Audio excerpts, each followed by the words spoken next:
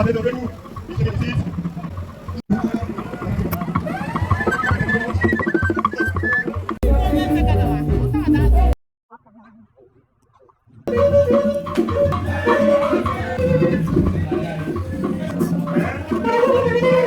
Enwedo onye na-agụgụ ya obi, enwedo na ọ na-adị na mma. Chineke were nwe ka onye ụra iweta nwaanyị a na-akpọ if ka ọ bụrụ onye inye aka ya midnight. Site na mmalite okụkọ ụwa, ihe dị Chineke mkpa anyị na-adị n'udo. Anyị na-ekele Chineke ebe ọ dị ukwuu. N'ọnwa niile o ji gọzie anyị n'ime ndụ a. Anyị na-ekele ihe o mere anyị isi n'afọ gara aga tụbata anyị n'ime afọ ọhụrụ. Aka edere niile ọrịa na ọnwụ tụrụ n'afọ gara aga.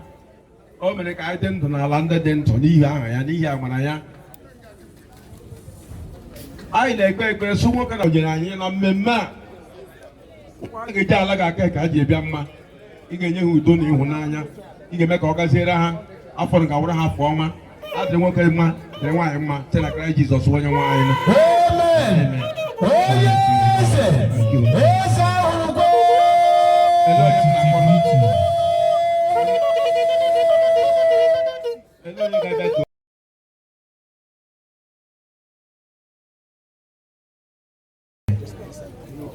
Mmụọ nsọ bụ anyị kwuo Chineke ma n'ime mmadụ na-ekwu mgbe mmụọ nsọ na-eme ka ha kwuo ya. Ihe aka ebe dị otu a ka anyị ji kwụ ndị nwa na ụgwọ a ihe ha na-eme maka ọdịmma nke mmadụ niile. I continue igwe shows so maybe again eze ukwu ebe nwanne agbala ọsọ happy n'ọnụ nga ike nwata mgbe nna ya uwe ofu egbu na-ekele Chineke n'ịnọ nga maka nwa na abụọ na-atọ ozi a eze ndị ọzọ eze na ọzọ ikwu na ndị nta anakụrụ ibi nwata hụrụ n'anya ọwụ naanị mgbe eze taba by the grace of God efenza amari Jona so ọ ga-aga na ndị bụ eze ozi ọma and here you are today. Ana m ekele Chineke n'ihi gị.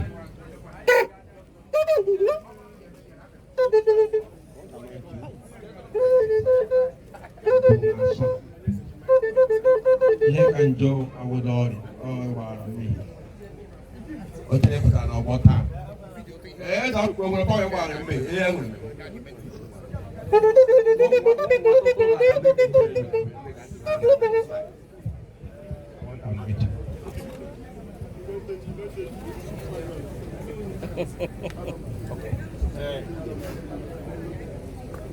Chineke onye ikele nọ n'aka ya nna nke onye nwanyị na onye nzọpụta Jizọs Kraịst ọkpara Chineke dị ntọ. Nna nna anyị hapụrụ isi ala nyarịsị taa anyị na-efe Chineke dị ntọ. Ihe niile anyị na-eme by the grace of God Almighty who is the author and finisher of our faith. A na-eme ihe ndị a n'ihi na iwe eze ndị eze iwe ahụike ndị ọrụ okweke ndị ezi omume nwa ebu n'afọ onye ahụ na-enyerụkwa ọ mee ka m ji wụrụ mmadụ Chineke mee ka o ji wuru chi n'ihi ya ọ ga-akwara nwaanyị gwọ gị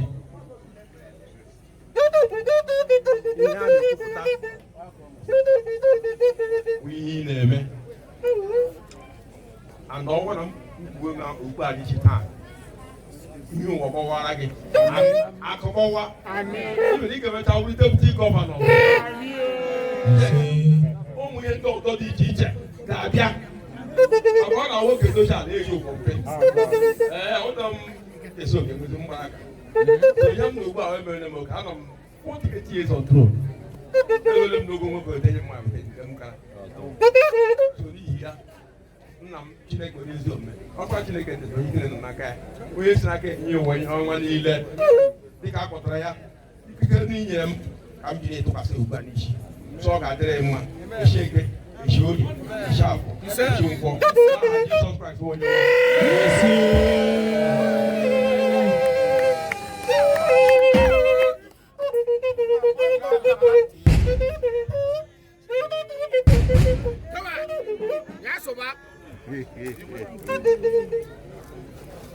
tete. Apa managu? Nwoke tete.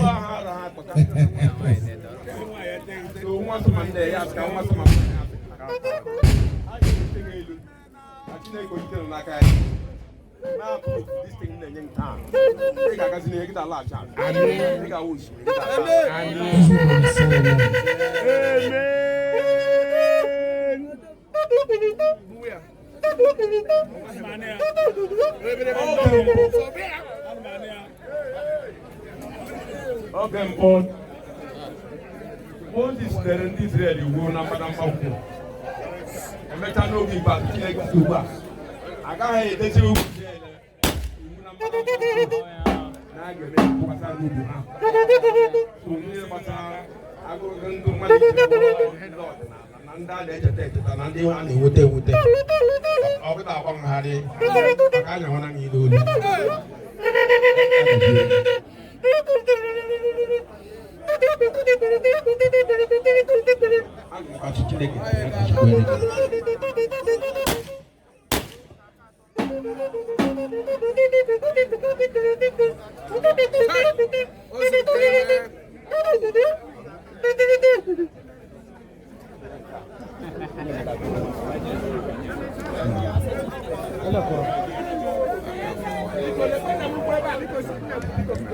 The addition Paul Kakashana Chief Ayeho, now the cabinet Amike. Now here had access of our comment.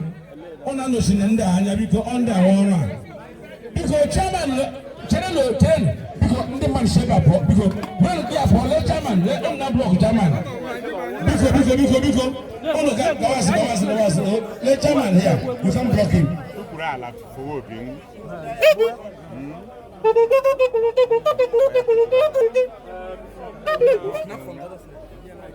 Stood down. Certificate. This is a certificate of chieftaincy title award claims this recognition of this achievement. I, His Royal Majesty, as a Dr. Godwin Awunono, LM Jog, Adaejiagamba, Amike, Paramount Natural Head and the traditional ruler of Amike and Kingdom.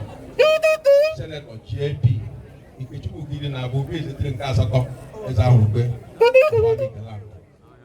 With the authority of Ishobu Kukomkem and being the Iso-Maclan head, customs, culture, customs and tradition of the people of Amike House Ancient Kingdom, and by the virtue of the power conferred on me by the state government of Nigeria, and had by the grace of God Almighty thought it fit to nominate, appoint, and recognize you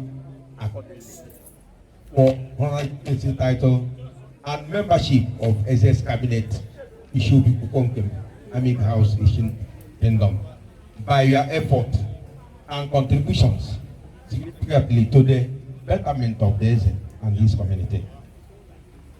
Amike. And have served as an example of dedication, devotion, the common good of Amike people, to hereby confer honorary chieftaincy title to Honorable Chief Councillor Celia Osakwe Liba, with the title name Adaejiagamba, one of Amike.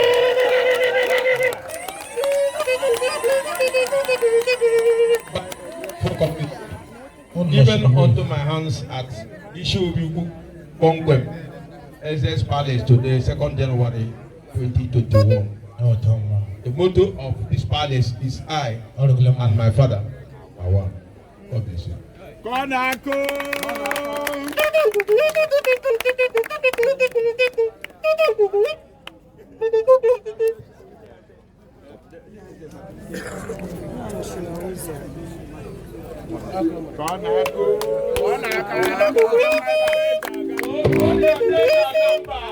The cultural authority as a chief, and I know with authority comes obligation, of which I'm familiar with obligations.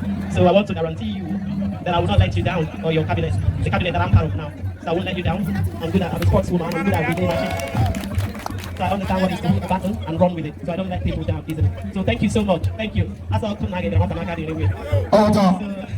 So Eze, I get called Walking Anchor, and I'm definite that I can I will dedicate my assignments with utmost professionalism, utmost commitment, utmost diligence. I'm very well known for my diligence. So I'll do what I'm meant to do and go far and above and beyond. Thank you so much for the and I want to especially recognize my mother, Lolo Gladys. So I'm happy she's here. So my mom, yesterday we had a massive event actually in our house, and they celebrated their 50th year anniversary, 50th year of marriage. I don't know how they did it, but yesterday was their golden jubilee, so we had a celebration in my house. Thank you, Eze, for coming actually. So my dad is not here, he's not very strong, and he had a long day yesterday, so but he sends his blessings. He's my best friend. I have my brother, our second to the last born. His name is Dr. Osakwe. He came back from United Kingdom, California. Dr. Osakwe! Where are you? Okay. Yeah, President.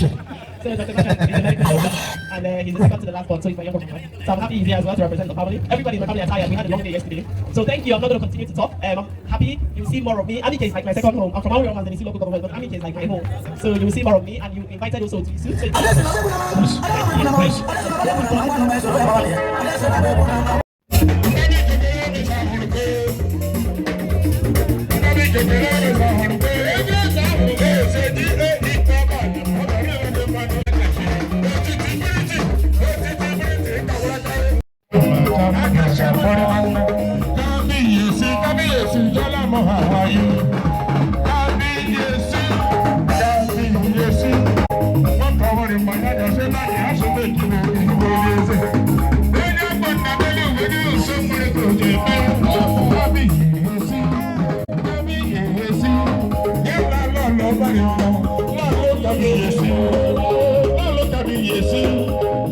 Baby,